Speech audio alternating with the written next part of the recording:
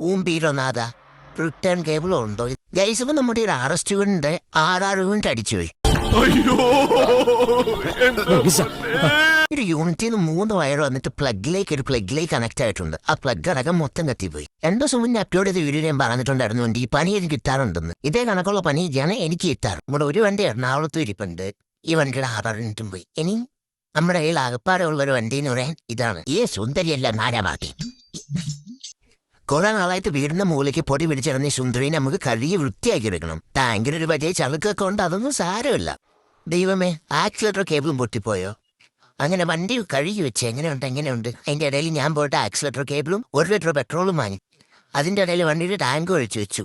RTRന്റെ accelerator cable മാറണമെങ്കിൽ petrol tank ഒഴിക്കണം. ഊമ്പീരൊന്നാതാ return cable ഉണ്ടോ? ഇതാണ് സിംഗിൾ കേബിൾ ആണല്ലോ ഞാൻ വാങ്ങിച്ചത്.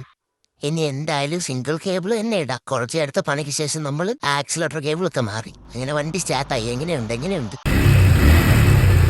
നമ്മുടെ ഈ വണ്ടിയുടെ ടയർ ഫുൾ പഞ്ചറാ. ഇനി കൊണ്ടിട്ട് ഒരു ടയർ വാങ്ങിക്കണം. ഇനി നേരെ നമുക്ക് ടയർ കടയിൽ പോവാം. ടയർ കടയിൽ പോണ വഴിക്ക് വണ്ടി ഓഫായിപ്പോയി. അതിന്റെ ഇടയിൽ ഒരു കൂട്ടുകാരനുണ്ട്. അവനെ കണ്ടുകൊണ്ട് ഞാൻ രക്ഷപ്പെട്ടു. അടിച്ച് വണ്ടി സ്റ്റാർട്ടാക്കി. കുറെ നേരത്തെ കഷ്ടപ്പാടിന് ശേഷം അടിച്ചേർക്ക വണ്ടി സ്റ്റാർട്ടാക്കി. നീ ഒരു കില്ലാടി തന്നെ. അപ്പൊ അടുത്ത വീഡിയോയിൽ നാളെ കാണാം വണ്ടി ടയർ കടയിൽ എത്തിയാൽ.